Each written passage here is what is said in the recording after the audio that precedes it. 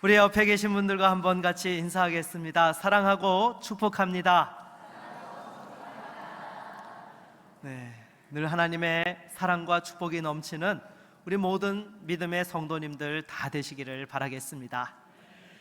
여러분, 우리가 이 세상을 살다 보면 때로 내 힘으로 해결할 수 없는 위기를 당할 때가 있습니다.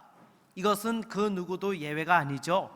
아무리 금수저로 태어난다 한들 마찬가지입니다. 갑작스러운 사고라든지 질병으로부터 자유로운 사람은 단 한 사람도 없기 때문입니다.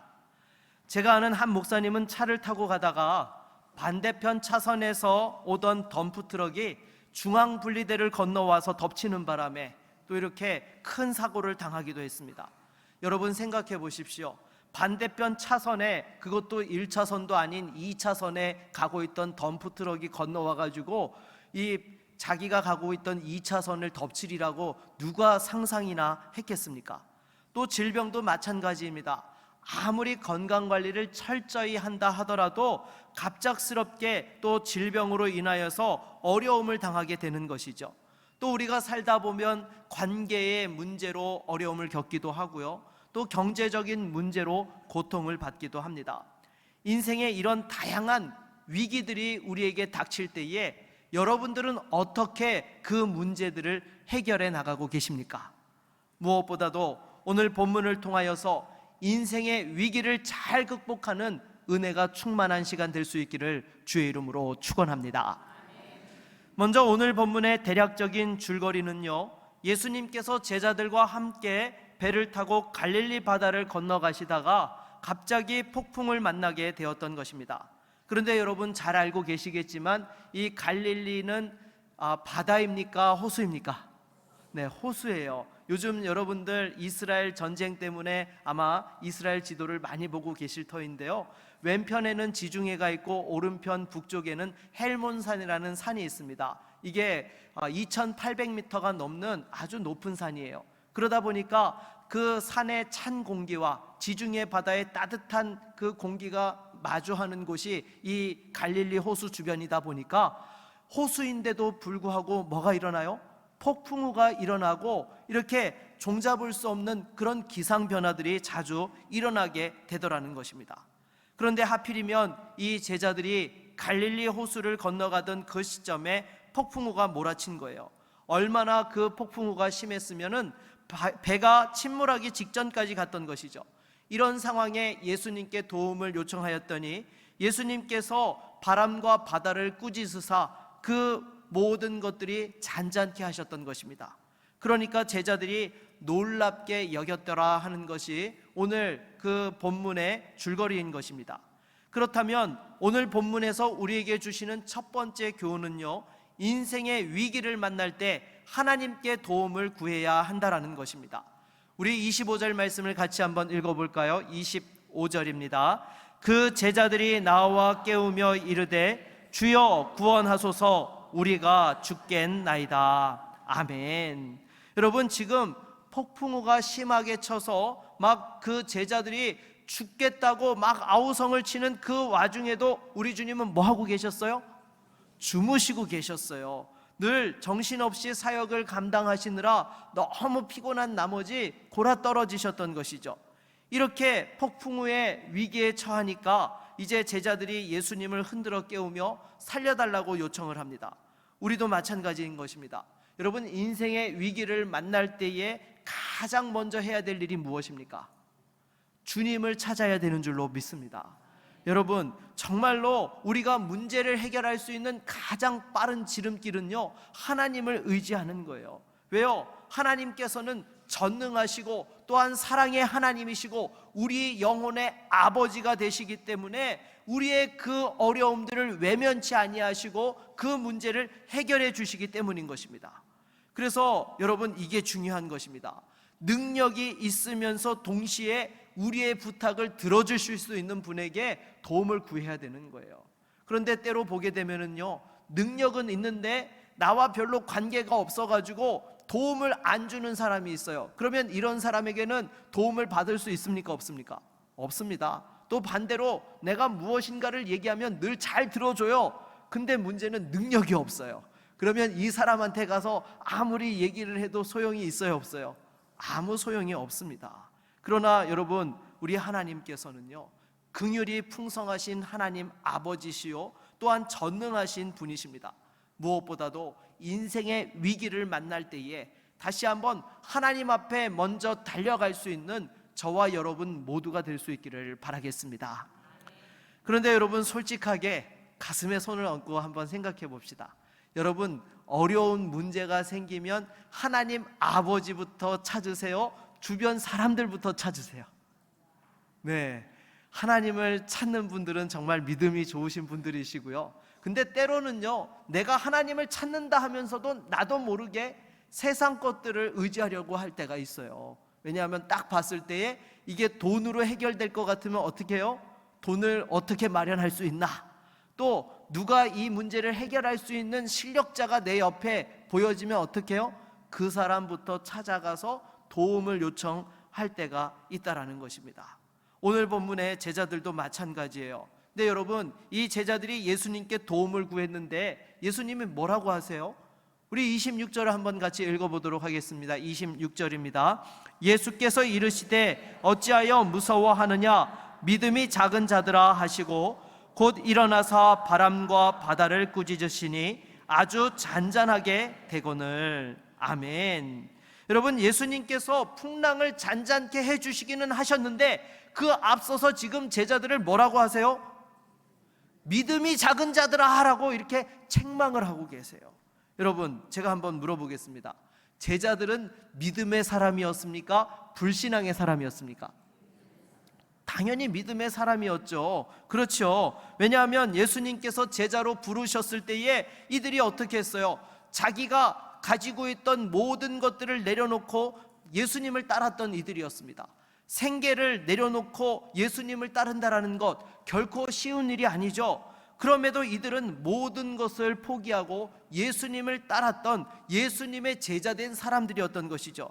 그런데 왜 예수님께서는 이들을 향해서 믿음이 작다라고 책망을 하셨던 것일까요?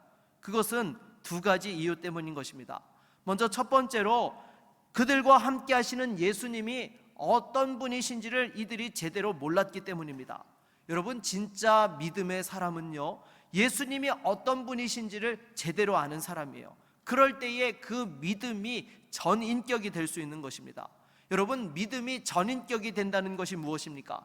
삶의 모든 영역에서 믿음으로 반응하고 믿음으로 행동하는 것, 그것을 가리켜서 믿음의 전인격이라고 하는 것이죠. 그리고 여러분, 또 한 가지는 이들이 처음부터 예수님께 도움을 구하지 않았기 때문인 것입니다. 여러분, 우리가 믿음으로 살려고 할 때에 가장 어려운 것이 어떤 것일까요? 내가 약한 것이 어려울까요? 아니면 내가 자신 있는 것이 어려울까요? 네, 내가 자신 있는 게 어려운 거예요. 여러분, 사실 내가 약하다라는 것을 알고 있는 부분에 대해서는요, 만약 그러한 상황들이 펼쳐지게 되면 당장 어떻게 해요? 하나님께 기도부터 하죠. 하나님, 저 이거 자신 없어요. 저 이거 정말 일도 못하는데 이거 제가 어떻게 감당을 하니까? 하나님, 이 일을 도와주세요. 하나부터 10까지 매 순간순간마다 하나님의 도우심을 구하게 되는 거예요.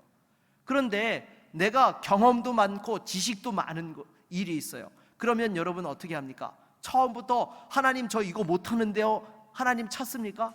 아니요. 내 경험과 지식이 풍부하기 때문에 하나님을 찾기보다는 내 경험과 지식으로 그 문제를 풀어가려고 한다는 것입니다.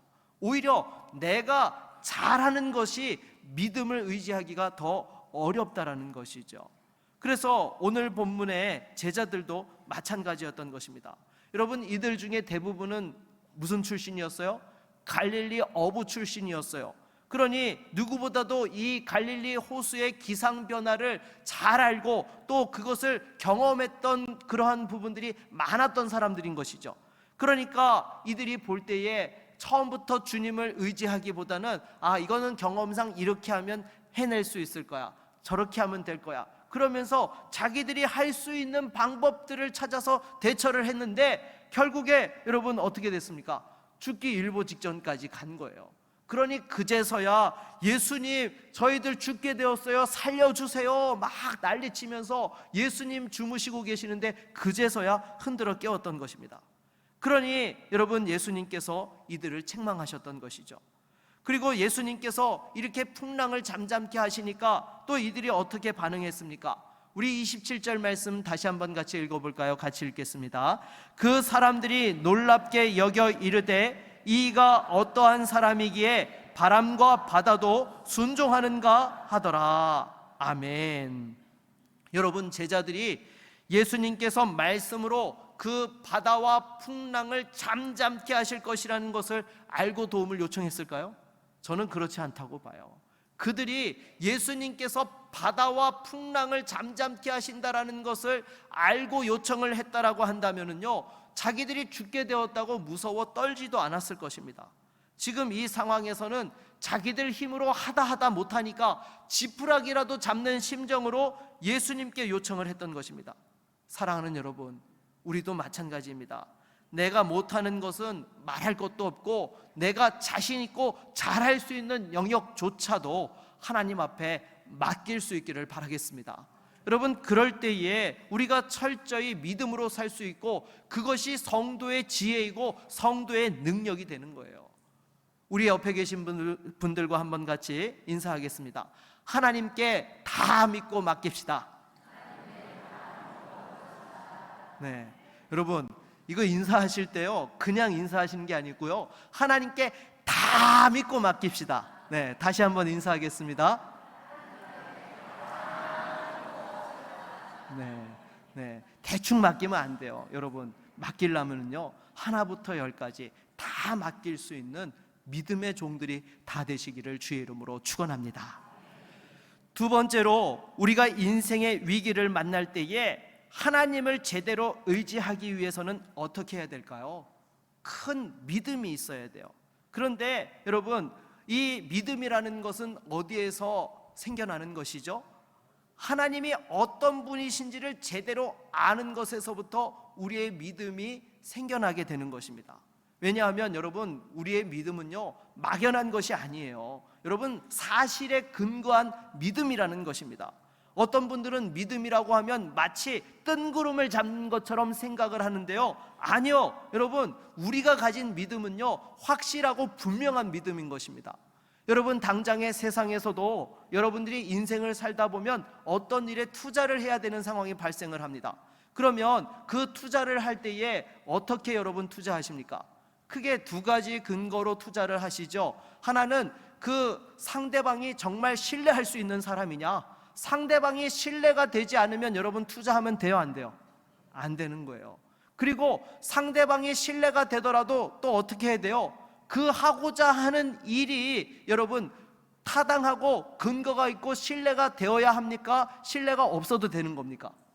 신뢰가 되어야 돼요. 이 두 가지가 맞아 떨어져야 되는 것입니다. 상대방이 신뢰가 되어져야 되고 하고자 하는 그 모든 플랜도 신뢰가 되어야 하는 거예요. 이게 맞아 떨어지지 않고 그냥 묻지마식 투자를 하게 되면 나중에 어떻게 됩니까? 10중 8구는 돈을 잃어버리게 되는 것이죠. 여러분, 우리의 믿음도 마찬가지인 것입니다. 그냥 덮어놓고 믿는 것이 아니에요.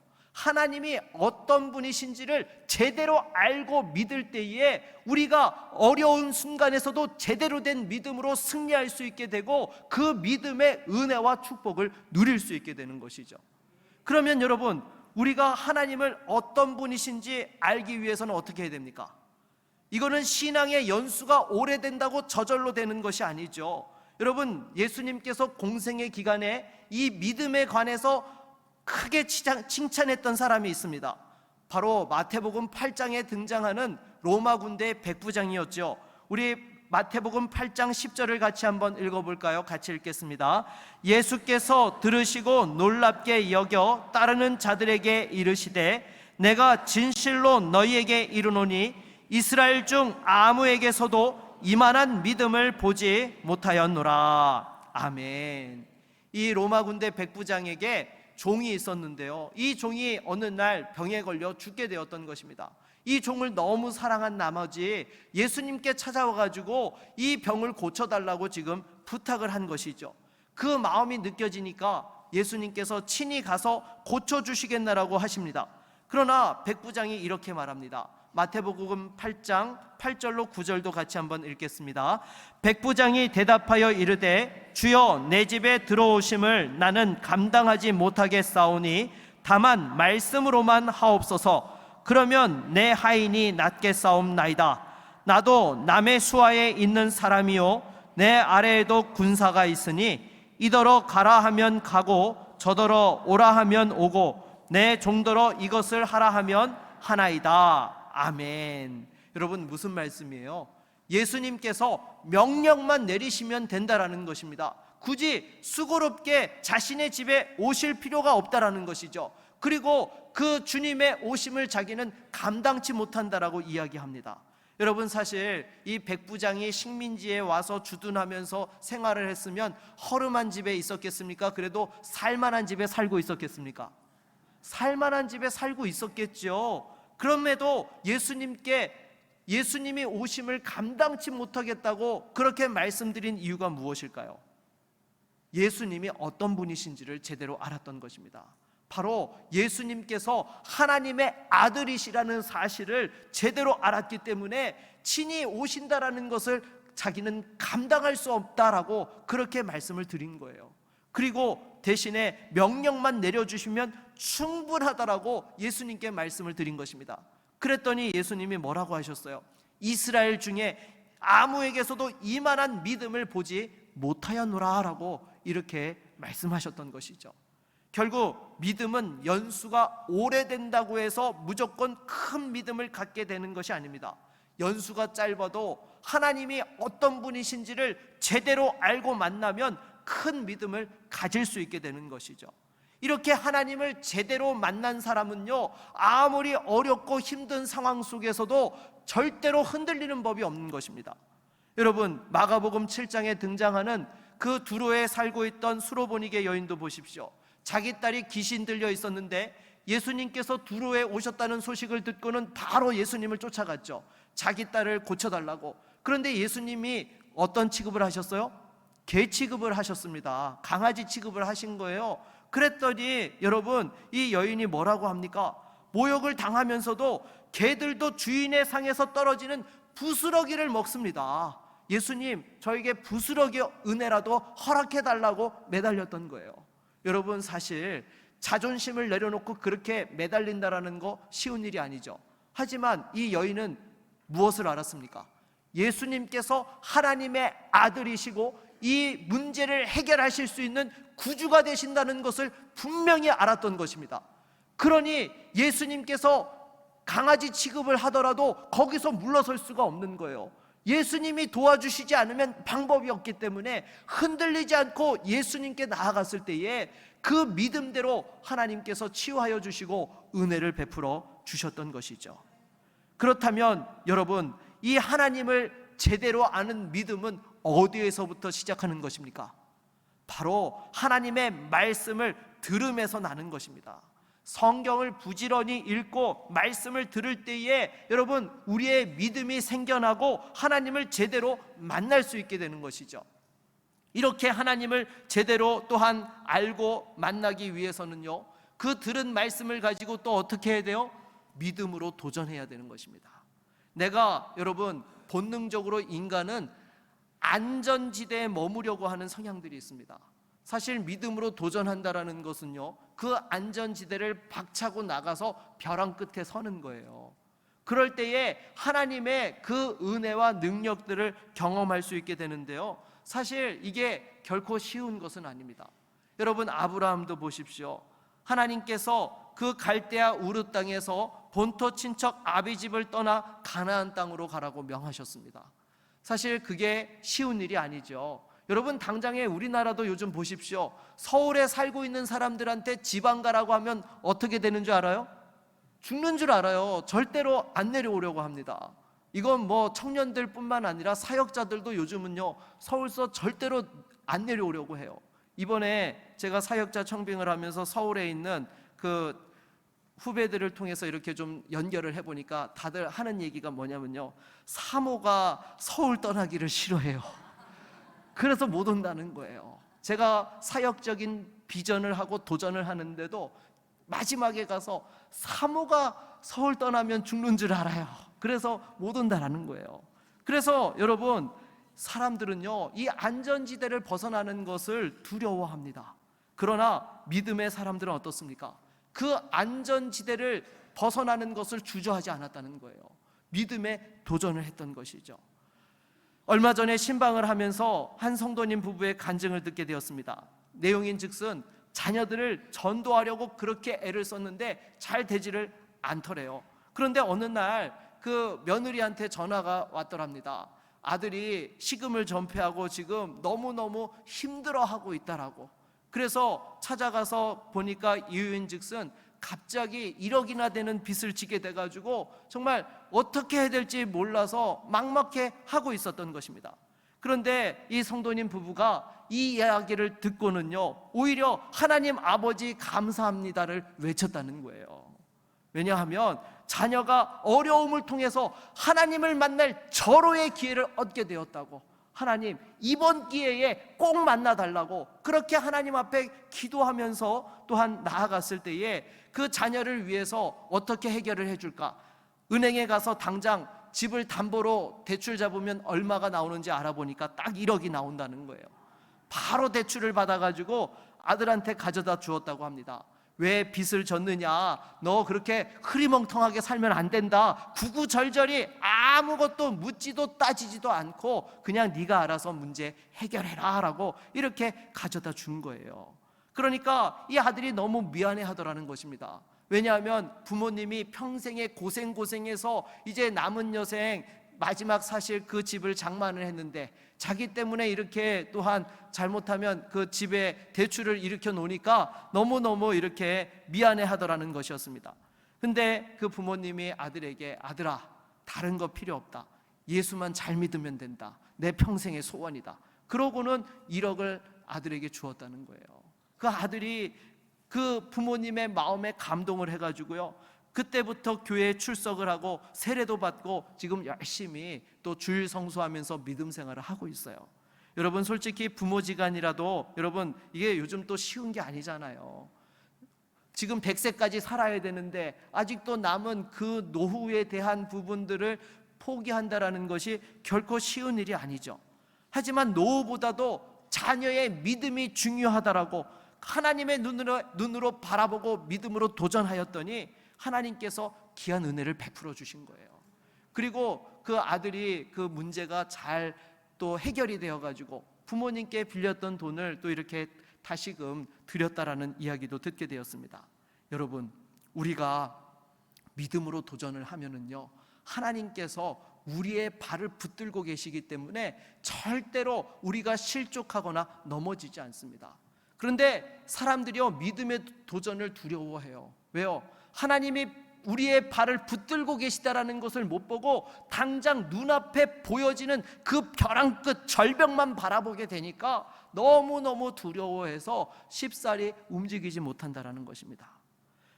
그래서 여러분, 다시 한번 여러분의 인생 가운데 하나님께서 은혜를 주시고 믿음을 주셨을 때에 그 믿음에 도전하는 것을 주저하지 않기를 바라겠습니다.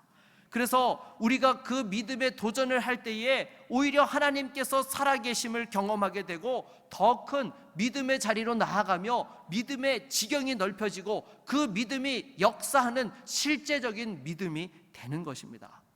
우리 교회도 지금 마찬가지입니다. 지금 큰 믿음의 도전을 하고 있습니다. 교회가 없는 곳에 교회를 세워서 복음을 전하고 또 다음 세대 부흥을 위해서 지금 이 교회 건축을 진행하고 있는데요, 여러분, 인간적으로 생각하면 이 일 할 수 없어요.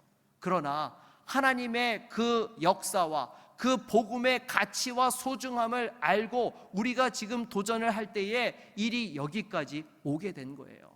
시작하게 하신 하나님께서 이 모든 일에 또한 마침표도 찍어주시고 함께 하나님의 영광을 위하여 쓰임받게 하실 줄로 믿습니다.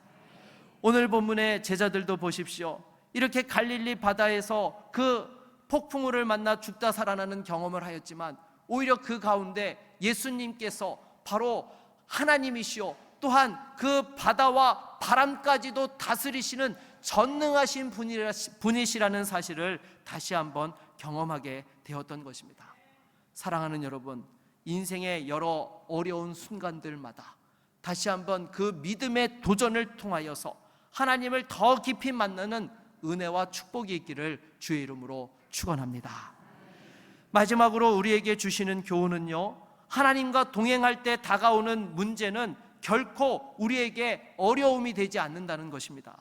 그런데 어떤 분들은 여러분 이렇게 착각하는 분들이 계세요. 우리가 믿음으로 살면 절대로 어떤 고난과 역경과 어려움이 1도 오지 않는다라고 그렇게 생각하는 분들이 계십니다. 여러분 맞습니까? 틀립니까?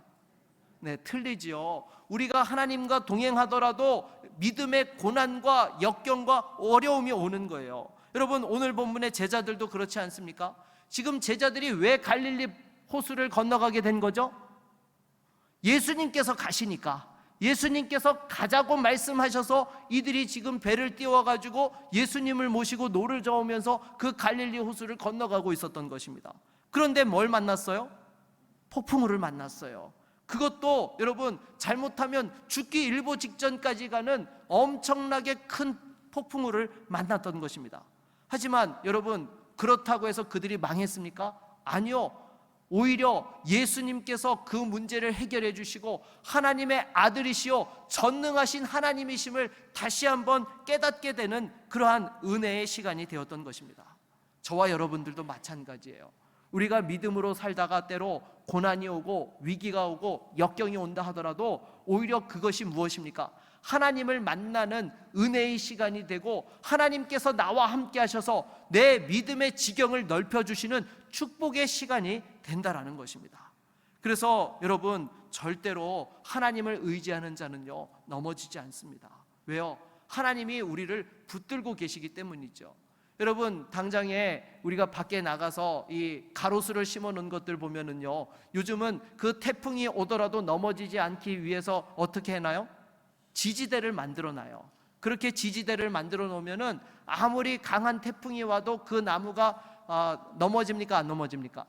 안 넘어져요. 그 지지대가 같이 받쳐주기 때문에 태풍이 와도 그거를 이겨낼 수 있는 것이죠. 그런데 우리 인생의 위기를 만날 때에 우리 인생의 지지대가 되시는 분이 바로 전능하신 하나님 아버지이신 줄로 믿습니다. 하나님께서 내 인생의 지지대가 되어주시면 그 어떤 것이 와서 나를 흔들고 넘어뜨리려 하더라도요 절대로 넘어지지 않는다는 거예요. 심지어 넘어진다 하더라도 바로 일으켜 주시는 은혜가 있는 줄로 믿습니다. 말씀을 맺겠습니다. 여러분 인생의 위기를 만날 때 진정한 해결책은 우리 주님이십니다. 우리 하나님이십니다. 하나님 의지할 때 문제를 극복할 수 있는 것입니다. 그러려면 어떻게 해야 돼요? 믿음이 있어야 돼요. 정말로 하나님의 말씀을 통하여서 하나님이 어떤 분이신지를 깨닫고 또 우리 삶에서 그 말씀을 붙들고 도전해서 하나님의 살아계심을 경험할 때에 어떠한 위기들도 극복하게 하여 주시고 승리케 하실 줄로 믿습니다.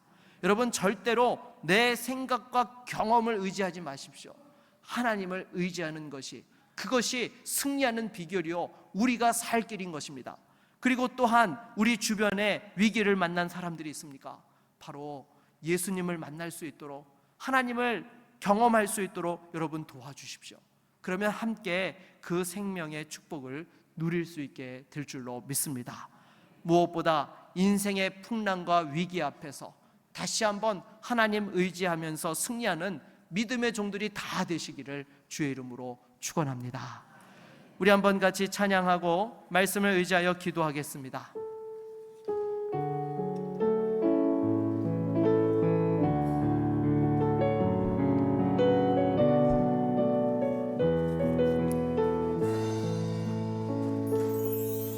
내게 허락하신 시련을 통해 나의 믿음 더욱 강하게 자라나고 험한 산과 골짜기 지나는 동안 주께 더 가까이 나를 이끄시 내가 겪는 시험이 어렵고 내가 겪는 시험이 어렵고 힘겨워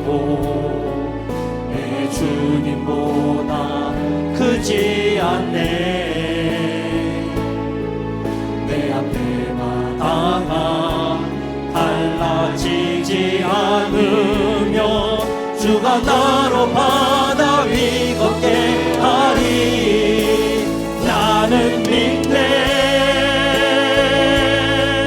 주의 능력으로 내 삶 새롭게 되리. 나는 믿네. 주의 능력으로 담대히 나가리라. 주와 함께 싸워 승리하리라. 날마다 믿음으로 나 살아가리. 여러분, 이 시간 말씀을 의지하여 함께 기도합시다. 혹시 어려움 앞에서 지금 낙심하고 넘어져 있지는 아니하였습니까? 아니요, 하나님은 살아계십니다. 우리 주님께서 여러분 손 붙잡고 계십니다. 여러분, 우리의 발을 붙들어주고 계세요. 왜 여러분 포기합니까? 하나님, 다시 한번 이 위기 속에서 하나님 바라보며 승리케 하여 주시옵시고, 우리의 가정을 일으켜 세워 주시옵시고, 나의 인생을 새롭게 하여 주시옵시고, 주님의 몸된 교회를 인도하여 주시옵소서. 우리 함께 같이 주신 말씀 의지하여 기도하며 나아갑니다. 주여, 하나님 아버지, 이 시간 주 앞에 기도합니다. 사랑하는 주의 성도들을 붙들어 주시옵소서. 어떠한 상황들 속에서도 다시 한번 믿음의 눈을 열어 주님을 보게 하여 주시옵소서.